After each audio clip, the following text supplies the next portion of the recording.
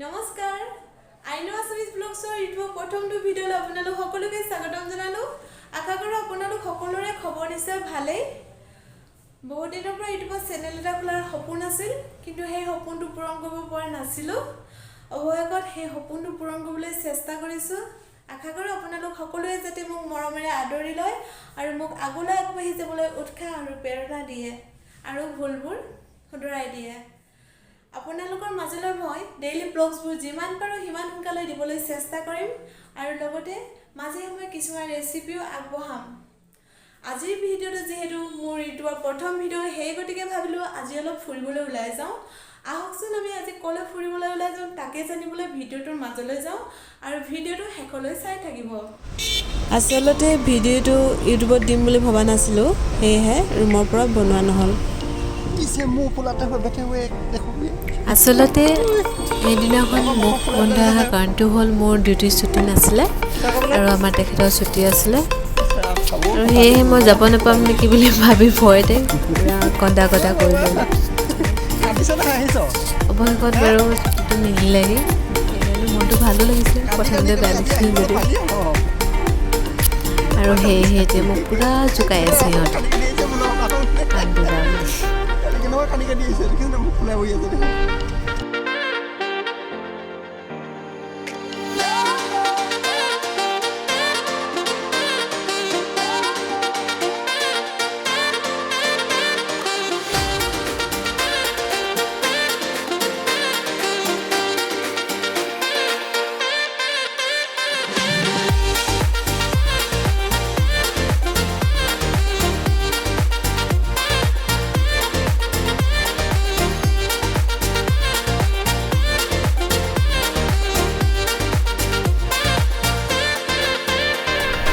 এই যে লাইনটো দেখিছে, এই লাইনটো মেট্ৰ' লাইন হয় আচলতে। মানে মই যেতিয়াৰ পৰা বেংগলোৰলৈ আহিছোঁ তেতিয়াৰ পৰা মই মানে ভালদৰে লক্ষ্য কৰিছোঁ যে বেংগলোৰত মেট্ৰ'ৰ কাৰণে বহুত সুবিধা আছে। আপুনি যিকোনো ঠাইলৈ যাবৰ কাৰণে মানে ইজিলি মেট্ৰ' পোৱা যায় ইয়াত। এতিয়াতো মেট্ৰ' লাইন ইমান বেছি ইয়াত ডেভেলপ কৰিছে যে সিহঁতি মানে ডাইৰেক্ট এয়াৰপৰ্টৰ ভিতৰলৈকে যাব পৰাকৈ মেট্ৰ' লাইন বনাই আছে। এই যে ছাইডত দেখিছে এইখিনি গোটেইখিনি এপাৰ্টমেণ্ট হয়। এইখিনি বহুত ডাঙৰ ডাঙৰ এপাৰ্টমেণ্ট আছে ইয়াত। মানে বেংগলোৰত বহুত বেছি এপাৰ্টমেণ্ট, ছফ্টৱেৰ কোম্পানী এইবোৰে বিশেষকৈ দেখিবলৈ পোৱা যায়।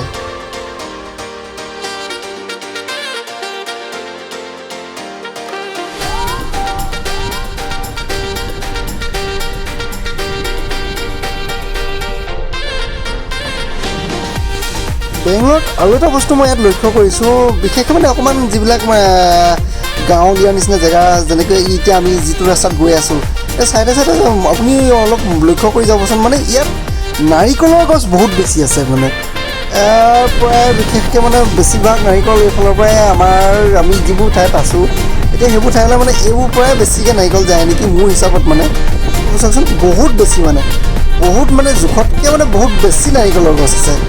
যেনেকৈ আমাৰ সেইফালে মানে টি গাৰ্ডেন, তামোলৰ গছ দেখিবলৈ পোৱা যায়, ঠিক তেনেধৰণে মানে ইয়াত মানে বেংগলোৰত নাৰিকলৰ গছ বহুত বেছি দেখিবলৈ পোৱা যায়।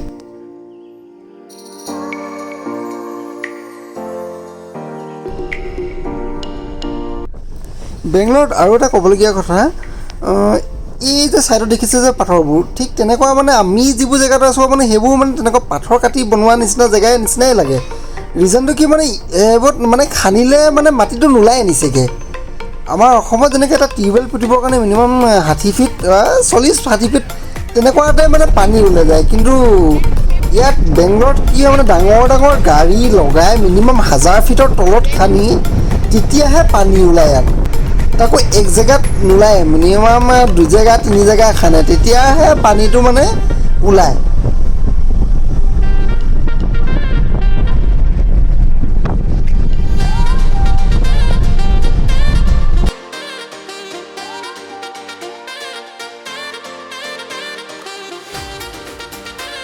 দুই ঘণ্টা ধৰি যাত্ৰা অতিক্ৰম কৰাৰ পিছত ফাইনেলি আমি আহি পালোহি কৰ্ণাটক ৰাজ্যৰ মাণ্ড্য জিলাত অৱস্থিত শ্ৰী ৰংগনাথ স্বামী মন্দিৰ।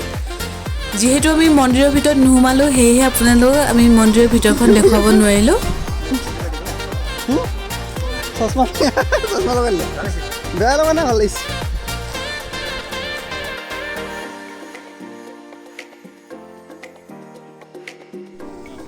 তাৰপিছত আমি সোমালোহি টিপু চুলতানৰ জিৰণি প্ৰাসাদত এই প্ৰাসাদটো কাঠ মৰ্টন শিল আৰু প্লাষ্টাৰে নিৰ্মাণ কৰা হৈছিল আৰু প্ৰাসাদৰ চাৰিওফালে এখন ধুনীয়া বিশাল বাগিচাৰে আগুৰি আছে প্ৰাসাদৰ ভিতৰত টিপু চুলতানৰ সাজ পোছাক বন্দুক তৰোৱাল সোফা মুদ্ৰা আৰু বিভিন্ন ধৰণৰ আচবাব সংৰক্ষিত হৈ আছে যিহেতু তাত ভিডিঅ' এলাও নাই সেই গতিকে আমি ভিডিঅ' কৰিব নোৱাৰিলোঁ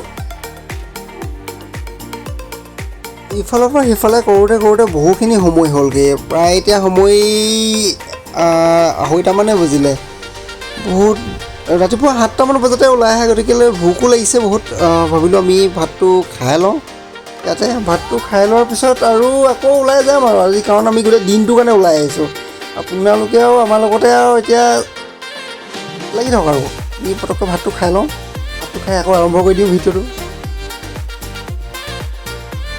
এয়া অৰ্ডাৰ আমাৰ আহি গ'ল অৰ্ডাৰ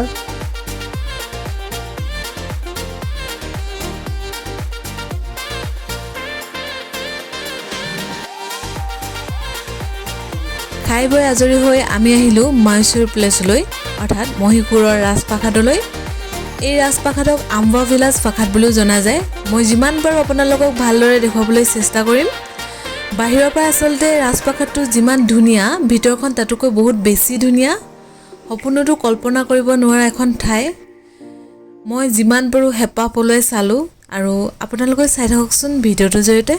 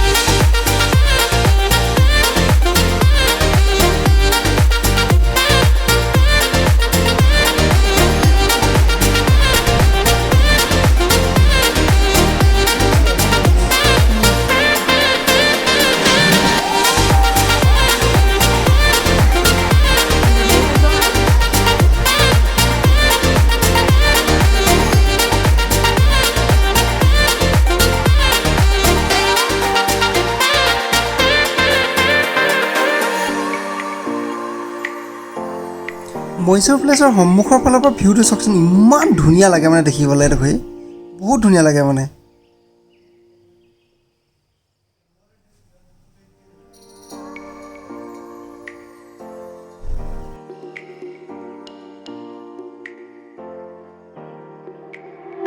মাইসূৰ প্লেছৰ পৰা ওলাই আহি আমি সোমালোহি চামুণ্ডী পাহাৰত অৱস্থিত শ্ৰী চামুণ্ডেশ্বৰী মন্দিৰত। যিহেতু বৰষুণ দি আছিলে সেয়ে আমি ভিডিঅ' তুলিবলৈ নোৱাৰিলোঁ। মন্দিৰৰ পৰা ওলাই আহি আমি সোমালোহি বৃন্দাবন গাৰ্ডেনত। এই গাৰ্ডেনখন কাবেৰী নদীৰ সিপাৰে নিৰ্মিত কৃষ্ণৰাজা সাগৰ বান্ধৰ কাষত অৱস্থিত এখন মনোমোহা গাৰ্ডেন। যিহেতু আমি গৈ পাওঁতে বহুত দেৰি হ'ল সেইকাৰণে ভালকৈ দেখুৱাব নোৱাৰিলোঁ, কাৰণ এই গাৰ্ডেনখন 8 বজাতে বন্ধ কৰি দিয়া হ'ল।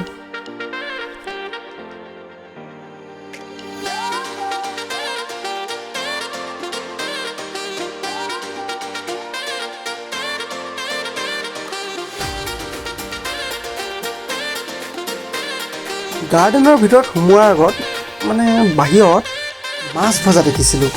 তাকে ভাবিলোঁ বৃন্দাবন গাৰ্ডেনলৈ আহিলোঁ আৰু মাছ ভজাটো খাই নাযাম। খাই নগ'লে মানে এনেকুৱা লাগিব যেন বৃন্দাবন গাৰ্ডেনলৈ অহা একেবাৰে সাৰ্থকেই নহ'ব মানে। তাকে ভাবিলোঁ মাছ ভজা খাই লওঁ। অলপ আপোনালোকেও চাই থাকিব।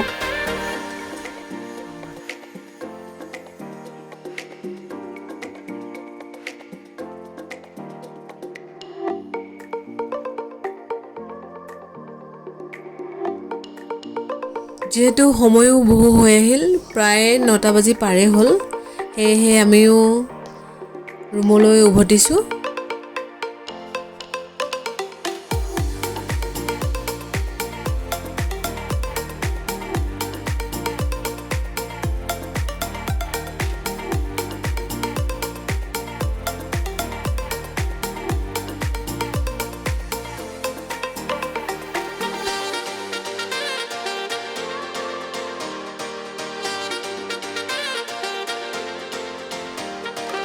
গৈ আছোঁ উভতি, পোৱাগৈ নাই এতিয়ালৈকে, আৰু 1.5 ঘণ্টামান সময় লাগিব ৰুমৰ পাওঁতে।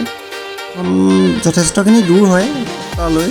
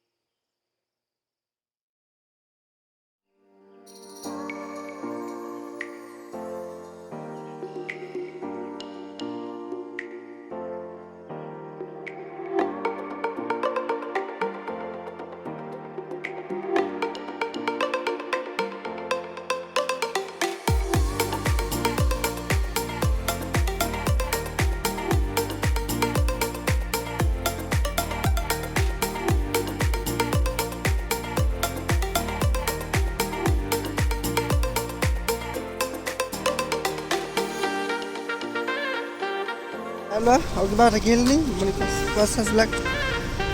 ফাইনেলি আহি আমি ৰুম পালোহি।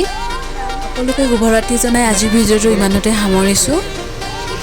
ভিডিঅ'টো চাই যদি ভাল লাগিল, লাইক, শ্বেয়াৰ আৰু ছাবস্ক্ৰাইব কৰিবলৈ নাপাহৰিব। লগতে বেল আইকনটো দবাই দিব, যাতে আপোনালোকে মোৰ নতুন নতুন ভিডিঅ'বোৰ নটিফিকেশ্যন আগতে পাই যায়। Thank U.